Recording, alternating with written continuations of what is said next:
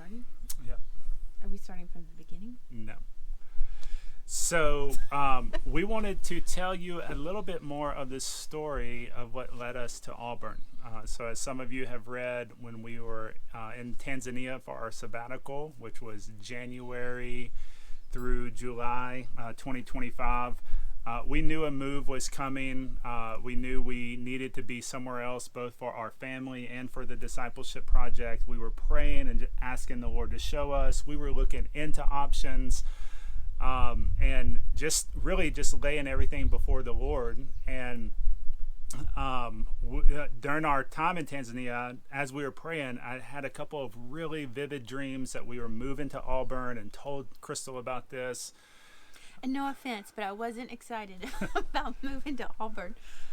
But yeah, I was thinking, hey, maybe Coach Thompson is going to call and ask me to come down and do something with the team.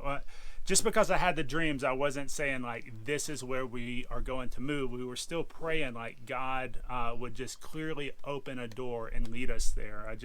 I didn't want to go just based on a couple of dreams. And so we got back from Tanzania, and while we were there, we basically had enough money in our support account to stay there for 6 months. And we came back with 78 cents in our support account. And we had no money. We had nowhere for sure that we were going. And we couldn't see how we could move somewhere and start the discipleship project apart from selling our property here in North Carolina.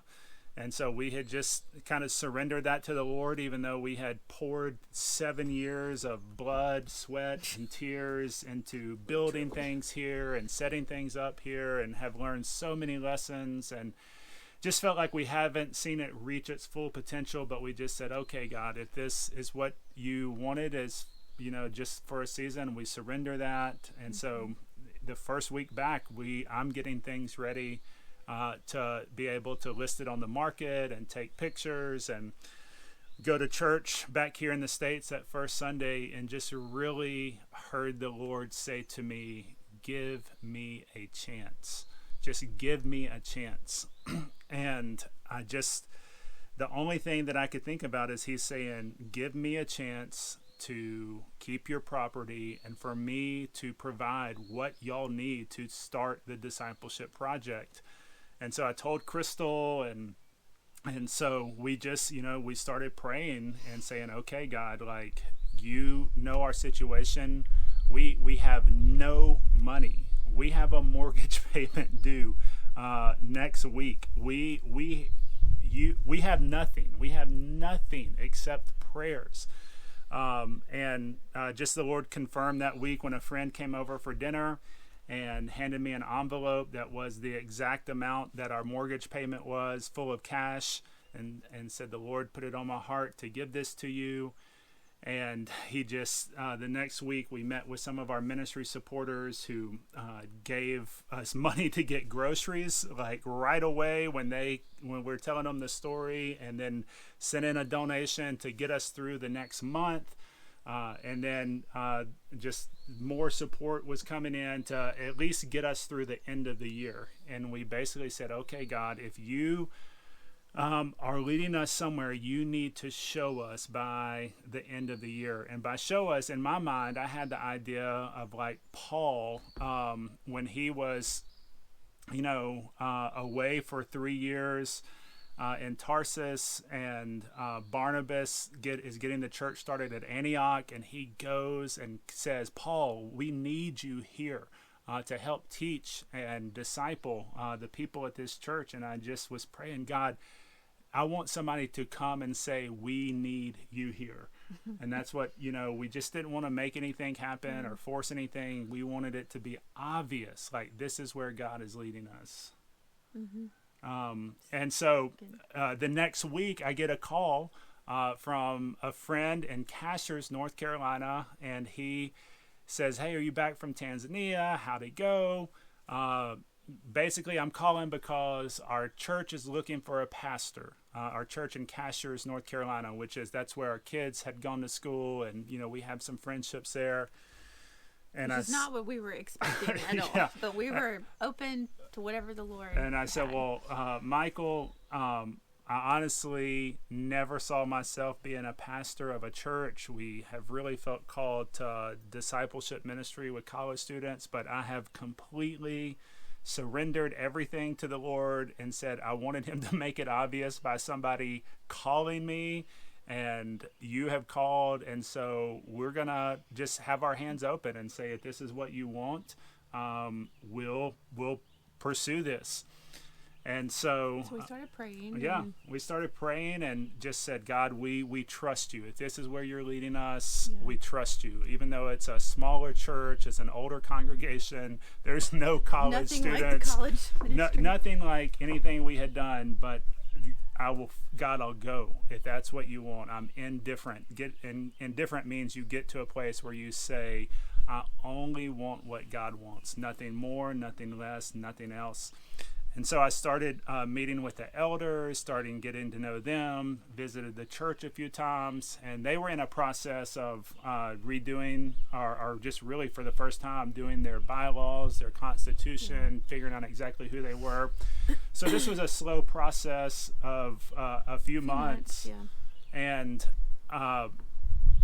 so it's going into November, towards the middle of November, and nothing else has come up. And we're saying, okay, God, we guess this is it. The church is ready to start having an interview and really solidifying this position. We're there for a Wednesday night dinner with everybody. And while we're there at the dinner, I get a phone call from one of my friends named Sean Hall. And Sean, I met at the 2012 SEC baseball tournament. I didn't actually meet him at the tournament, but I was camping at Oak Mountain State Park with Anna James. He was there with his family, and they had a daughter the same age. And Anna and his daughter was playing on the playground, and we started talking to each other. And he was asking what I did, and I was explaining our ministry and discipleship. And he basically said, well, I'm a deacon in a church, and nobody's ever discipled me the way that you're explaining. Nobody's ever taught me how to study the Bible the way that you're talking about. Will you show me something and show me this? And so while we were there that week, we just get our Bibles out. We start going through the book of James. We start doing an inductive Bible study. We stay in touch. From that time, I introduced Sean or encouraged Sean to reach out to a guy named Soup Campbell for some help with some inner city ministry discipleship that he was wanting to help with. And just through the years, we have become friends. We've stayed in touch. They've been ministry supporters, and he just has a huge heart for the Lord and for discipleship now that it's really impacted his life, mainly through his relationship with Soup. And so I call him back after church, and he says, hey man, I'm calling because I've been at this retreat all week and got to know this guy named Chad Pruitt. And Chad Pruitt leads these college revivals. They're going around to college campuses called Unite Us. And he's like, have you heard about them? And I said, yes. Not only have I heard about them, the very first one started at Auburn. They had 7,000 students came. They baptized hundreds of students in the lake. And they had no plans to go to other campuses, but people kept asking, can you come to our campus? And everywhere they go, I was reading, they're seeing thousands of students come and get saved and baptized. And I just felt something in my spirit, like I need to get in touch with the Pruitts. I need to get in touch with... That was like a year and a half before this call. This was in May of 2024. Yeah. And I just told Crystal, I was like, we need to talk to these people. Like, I'm so burdened for the discipleship for all of these students. And I just felt the Lord say, give it to me, surrender it to me. And we had just been reading a lot about just ministries that of Hudson Taylor and the Francis and Edith Schaefer and Labrie and Fresh Wind, Fresh Fire. That's a book with Jim Cymbala and the story of the Brooklyn Tabernacle. And it was just clear they were just so dependent on the Lord in prayer. Mm-hmm. And I just said, Lord, if you want this to happen, I want you to make this connection. I'm sure I could get the right people to make an introduction, and I could give a pitch and say, here's who we are and what our vision is for the discipleship project. And not only that, I wrote a prayer out. This is in my planner. This is the one from 2024, April to June. And, as I was praying, I just wrote, God, I give you this idea about Unite and a partnership with them to get the discipleship project out to college students. You know my heart to see discipleship on every college campus. I don't know if this is the avenue to do that, but I can't stop thinking about it. It's a little scary to think about, but I want to give it to you in prayer and ask for you to lead in it however you want and open any doors you want and close any doors you want. And I just started writing the Pruitt's name and my prayer section in here and praying for them and praying for what they were doing. And so he's like, I just spent a week with this guy named Chad Pruitt, and he leads this ministry, Unite. Have you heard of it? And I was like, not only have I heard of it, like I had been praying for a meeting with them. And he was like, well, I told him, he was saying basically like they're trying to figure out the discipleship piece for all of these students that are getting saved and coming to their events. And I said that he needs to meet with you. He said, can you come to Auburn for a meeting? And so Crystal's sitting beside me and listening in on the conversation. Yeah. And basically when he says, can you come to Auburn for a meeting? Crystal's like, your dreams. Just kidding.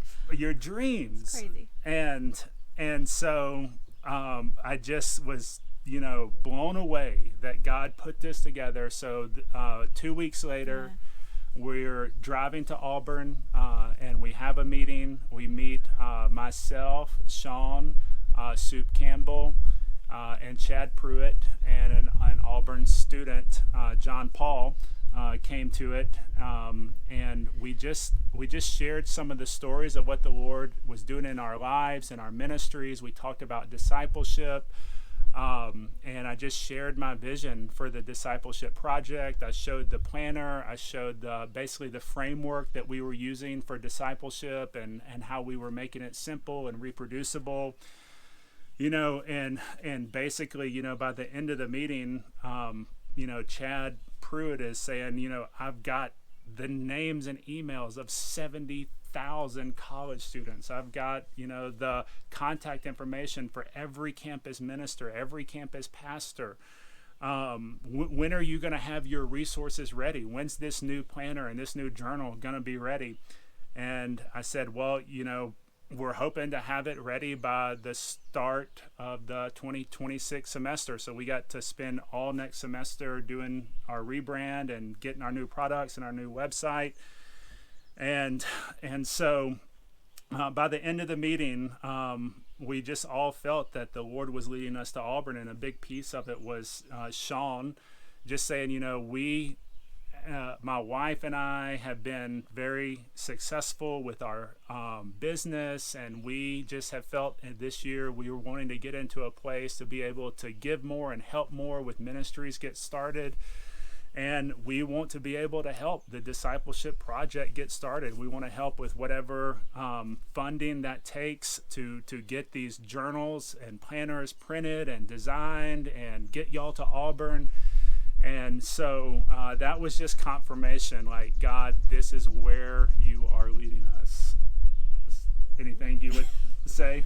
I mean, there were many confirmations, and starting then and over the next several months. And I mean, also to clarify with Unite, we don't exactly know what that's going to look like with them yet, but we knew that God was leading us to Auburn to choose that campus to get started in the discipleship project itself. So and thanks for clarifying, because we officially don't have a partnership with Unite. We just felt like we have to get our discipleship project tools and resources to a point where we can go to these other campuses, where we can meet with these other campus ministers and campus pastors, and we just felt Auburn was the place to make that happen. Yeah. And so, basically his words were, when you're ready for that, then let's take the next step, whatever that is. And so we're just trying to be faithful to get ready for that. And so that's where we really see this first year in Auburn as really a proving ground, or a just a place to kind of incubate this, to test it, to get feedback, to refine it, to get it ready to start going to other campuses when the time's right. So we're not taking it to any other campuses at this point. We don't have any official partnerships, but we just felt like everything's in place for us to do this at Auburn and then go to these other campuses. Yeah. So. And so Yali she obviously helped us get everything going, and the hope is to get her back here to the States. So, yep. To be our first staff, and I'm coming on board more, working a little more intentionally with it, and so that's exciting and fun, and I don't know what else. Yeah. What else? That's it. So that's a little bit of the story of how we got to Auburn.